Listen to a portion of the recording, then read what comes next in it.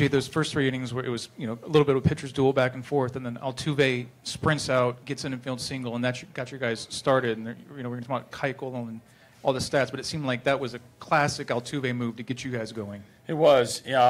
First off, that was a fantastic job by Dallas, and especially early on to he and Tanaka going back and forth, and nothing really happening. I mean, it was very quiet. Both pitchers were locked in, and then Jose gets on base, steals second. Correa comes up with a big hit. Then later in the inning, we get a 2-out base hit by Yuli. And what started out as a incredibly tight pitcher's duel, we felt like we had a huge lead at 2-0, even though we know it's very, very small. So not a surprise that Jose's involved and doing instinctual things on the bases, and also not a surprise that Dallas responded by continuing to pitch well. AJ, you touched on a pregame about Dallas and his ability to adjust through the course of a game. What does it say about him that he can get 10 strikeouts against a line, but he's really known for getting ground balls? Yeah, he got some ground balls that were pretty big too. But he was so good tonight and locked in, mentally. He didn't give in at all, and he was very convicted in his game plan. He controlled the bottom part of the strike zone. He even climbed a couple times. He had a good cutter. He had swing and miss breaking ball.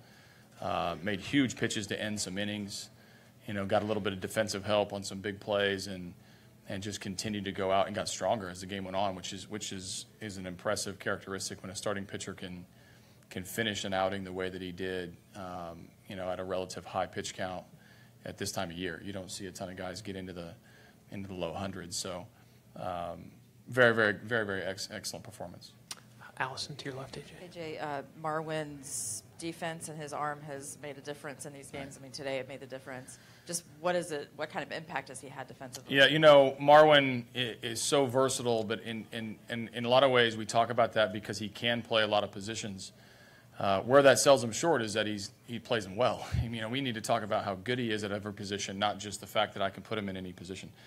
This is back-to-back series now, and it's obviously game 1 now, but where his defensive plays at the position that he's the least experienced at comes up with the biggest play. So he's got a good arm. He's not I've been leaving him out there late in games as I've gotten more comfortable with him, and he's gotten more comfortable for those reasons. He really plays left field in this ballpark very well in the unique dimensions in left field.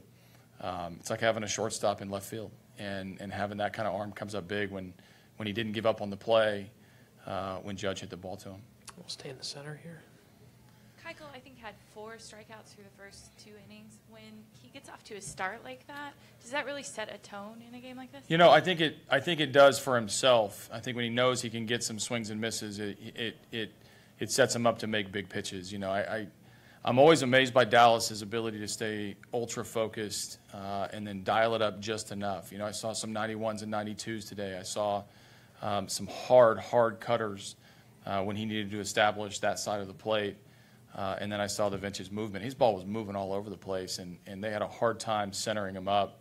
They only hit a couple balls hard, and he came up with big pitches and big moments. So it all starts with his preparation. He's meticulous in that.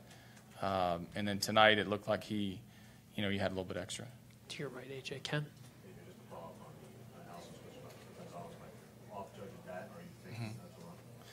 In our ballpark, you never concede a run on a base hit to left because the depth that the guy plays at is just shallow enough to where if you're not an elite runner, it's hard to score on a base hit right at the guy. If he's moving one way or the other, or if they're playing off that corner and the ball down the line, like where Correa hit that ball and Altuve's running, but we never give up, never concede the play in left field, and Judge hit the ball fairly hard. It didn't come off the bat as hard as it can, but it was nice that Marwin stayed with the play and Max hung in there to get the tag.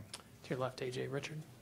What was your level of concern when Dallas went back on the disabled list and missed a lot of time that you would be to this point and get to see this guy again this year? Well, it was more about the season. I never doubted that Dallas was going to be able to get right and get back, but there was a gap in the season where when you lose one of your best pitchers, there's always cause for concern. He's the anchor of what we're doing. He really sets the tone for an entire pitching staff, and to lose him during the season, I was more concerned about that. I knew Dallas would find a way to get himself right and get himself ready. That was never a doubt. But it never feels good when you're losing the guy that you turn the ball over to every 5 days to continue win streaks, to stop losing streaks, to set a tone for a really good pitching staff. It started with him. Lauren in the middle, AJ.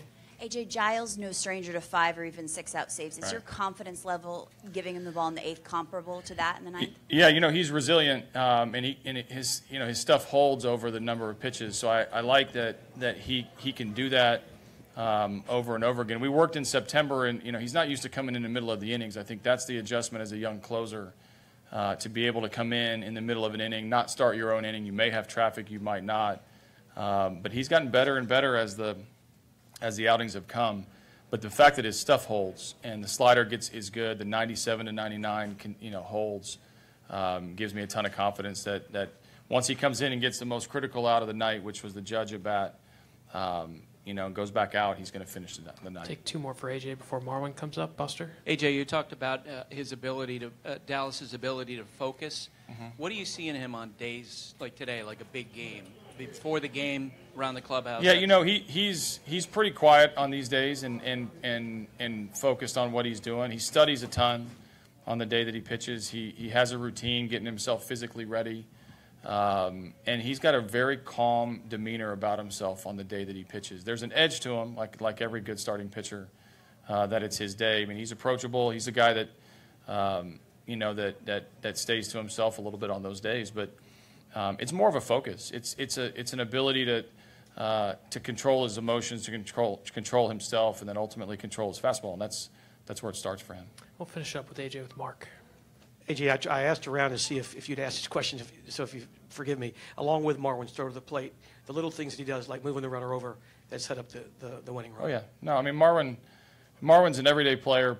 We just don't know what position he's going to play on most days during the year. I mean, obviously he's going to play a lot of left field in the playoffs, but you can't overstate his importance to this team, not because he can just move around the field. That's not the hard part. The hard part is being really good and above average and being a contributor at these positions. I mean, when the season starts, I'm always asking myself, how am I going to get Marwin in the lineup?